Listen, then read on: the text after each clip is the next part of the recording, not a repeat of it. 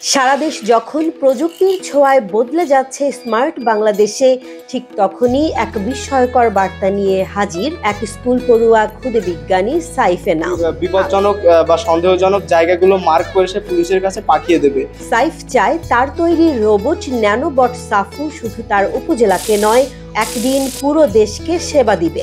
আসলে এটা আমরা তৈরি করেছি যে প্রত্যেকটা উপজেলাতে রাখার জন্য। এটা উপজেলা কর্তৃপক্ষ দ্বারা এটা নিয়ন্ত্রিত হবে। এই ছোট্ট হাতে গড়া ন্যানোবট কিন্তু ক্ষমতায় বিশাল। মোবাইল অ্যাপ দিয়ে নিয়ন্ত্রণযোগ্য এই রোবট পরিষ্কার রাখতে পারে রাস্তাঘাট, শনাক্ত করতে পারে অপরাধী, আর প্রয়োজনে নিজেই কল করে জানাতে পারে পুলিশকে। মোবাইলের মাধ্যমে যে কোনো স্থানে নিয়ন্ত্রণ করতে পারে, পরিচালনা করতে পারে, জিপিএস এর মাধ্যমে যে কোনো লোকেশন সেট করে দিতে পারে। রোবটের শরীরে রয়েছে অগ্নি নির্বাপক সেন্সর, রিজার্ভ পানির ট্যাঙ্কও। আগুন লাগলেই প্রথমে টের পাবে সে, আর এরপর নিজের মতো করেই নেভাবে আগুন। যদি কোথাও আগুন ধরে যায় তাহলে সে তার সেন্সরের মাধ্যমে সেটা ডিটেক্ট করতে পারবে এবং তার নিজস্ব পানির ট্যাঙ্ক আছে, সেইখান থেকে সে আগুনটা নেভাতে পারবে। দিন হোক বা রাত, এই রোবট জানে না ক্লান্তি। সাইফের ভাষায়, মানুষ পাহারায় ঘুমিয়ে পড়তে পারে, কিন্তু সাফু ঘুমায় না। আমরা রাত্রেবেলা টহল দেওয়ার জন্য কোনো একটা মানুষকে আমরা যদি নিয়োজিত করি তাহলে সে হয়তো ঘুমিয়ে পড়ে বা কাজে এসে ফাঁকি দেয়, কিন্তু রোবট কিন্তু সেটা করবে না। রোবট কিন্তু তার দায়িত্ব ঠিকই ভাবে পালন করবে।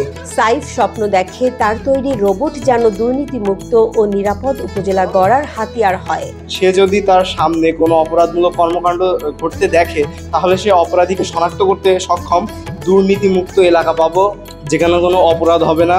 সাইফের স্বপ্ন শুধু প্রযুক্তির নয়, সেবা আর মানবিকতার। তার দাবি, যদি দেশ জুড়ে এই রোবট ছড়িয়ে দেয়া যায় তাহলে পরিষ্কার, সুরক্ষিত এবং সুশৃঙ্খল সমাজ গড়া অসম্ভব নয়। সকল উপজেলাতে যদি ব্যবহার করা হয় তাহলে আমরা ধীরে ধীরে পুরো দেশকে আমরা পরিষ্কার রাখতে পারবো এবং দুর্নীতিমুক্ত রাখতে পারবো। এই ক্ষুদে বিজ্ঞানীর স্বপ্ন শুধু এখানেই থেমে নেই। তার আইডিয়া যদি দেশের বড় বড় প্রকৌশলীদের সামনে উপস্থাপন করার সুযোগ পায় তাহলে এই রোবটকে আরো কার্যকরভাবে বাস্তবায়ন করে পুরো দেশেই নিরাপত্তা ও পরিচ্ছন্নতার নতুন যুগ আনা সম্ভব। বিচার বিবেচনা করে আমাদেরকে যাতে বড় বড় ইঞ্জিনিয়ারদের সাথে বসার সুযোগ করে দেয়, যাতে আমরা আমাদের আইডিয়াটা তাদের কাছে শেয়ার করার মাধ্যমে আমরা নতুন একটা প্রযুক্তি আমাদের দেশকে উপহার দিতে পারি। যশোরের চৌগাছা উপজেলার সাইফের এই উদ্ভাবন শুধু তার একার সাফল্য নয়, এটি আমাদের দেশের ভবিষ্যৎ সম্ভাবনার প্রতীক। স্কুল পড়ুয়া এই ক্ষুদে বিজ্ঞানী দেখিয়ে দিয়েছে,